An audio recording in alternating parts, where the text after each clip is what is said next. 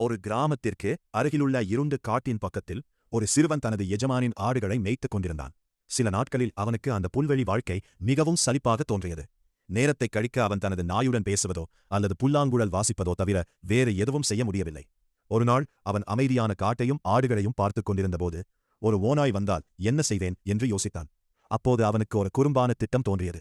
அவனுடைய எஜமான் முன்பே ஓநாய் வந்தால் ஓநாய் ஓநாய் என்று கத்தி உதவி கேள், கிராம மக்கள் வந்து அதை விரட்டி விடுவார்கள் என்று சொல்லியிருந்தார்.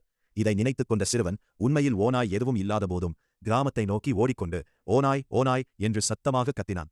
அவன் எதிர்பார்த்தபடி அந்த குரலை கேட்ட கிராம மக்கள் தங்கள் வேலைகளை எல்லாம் விட்டுவிட்டு பதற்றமாக ஓடி வந்தார்கள்.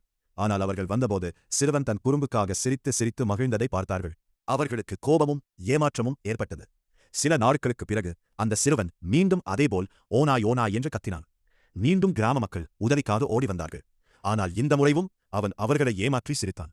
ஒரு மாலை சூரியன் காட்டின் பின்னால் மறைந்து கொண்டிருந்த போது புல்வெளியில் நிழல்கள் பரவத் தொடங்கின. அப்போது உண்மையாகவே ஒரு ஓநாய் புதர்களிலிருந்து திடீரென வெளியே வந்து ஆடுகள் மீது பாய்ந்தது.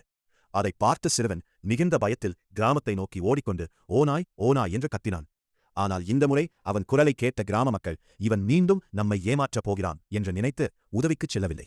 இதனால் ஓநாய் பல ஆடுகளை கொன்றுவிட்டு பின்னர் அமைதியாக காட்டுக்குள் ஓடிவிட்டது. கரை நெறி பொய் பேசும் மனிதனை யாரும் நம்பமாட்டார்கள். இவன் அவர் உண்மையைச் சொன்னாலும்